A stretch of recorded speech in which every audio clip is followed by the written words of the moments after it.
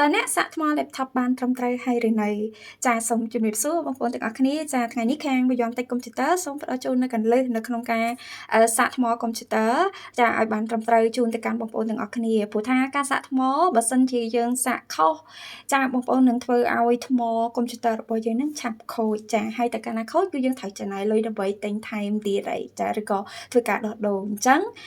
ដើម្បីកុំឲ្យខុសចាបងប្អូនទាំងអស់គ្នាសូមស្ដាប់ជាមួយនឹង tip មួយចំនួនដែលខ្ញុំនឹងធ្វើការផ្ដល់ជូនទៅកាន់បងប្អូនទាំងអស់គ្នាចាអញ្ចឹងសម្រាប់ទី1បងប្អូនកុំរងចាំឲ្យថ្មអស់ដល់0%ចាល្អបំផុតគឺបងប្អូនសាកនៅពេលដែលថ្មយើងនៅសល់ចន្លោះ20ទៅ30%ណាចាហើយទី2បើសិនជាកុំព្យូទ័ររបស់បងប្អូនប្រើនៅការិយាល័យជាប្រចាំណាបងប្អូនគួរកំណត់ battery limit ហ្នឹងត្រឹម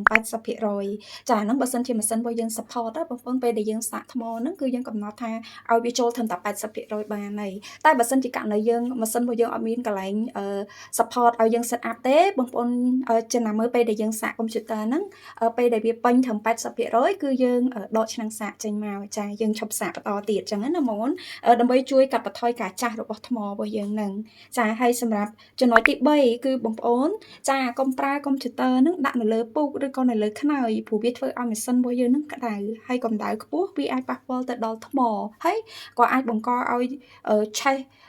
ពុកឬក៏ខ្នើយរបស់យើងនឹងថែមទៀតអញ្ចឹងកន្លែងហ្នឹងគឺយើងត្រូវតែជៀសវាងហ្មងបងប្អូនចាយើងត្រូវតែជៀសវាងចាដើម្បីការពារសុវត្ថិភាពផងហើយក៏ដើម្បីរក្សាគុណភាពថ្មរបស់យើងកុំឲ្យឆាប់ខូចផងដែរចាការអនុវត្តនៅចំណុចទាំងអស់នេះថ្មកុំព្យូទ័ររបស់បងប្អូននឹងប្រើបានកាន់តែយូរជាងមុនចាអញ្ចឹង follow Beyond Tech Computer ដើម្បីទទួលបានគន្លឹះល្អៗបន្ថែមទៀតអរគុណជំរាបលា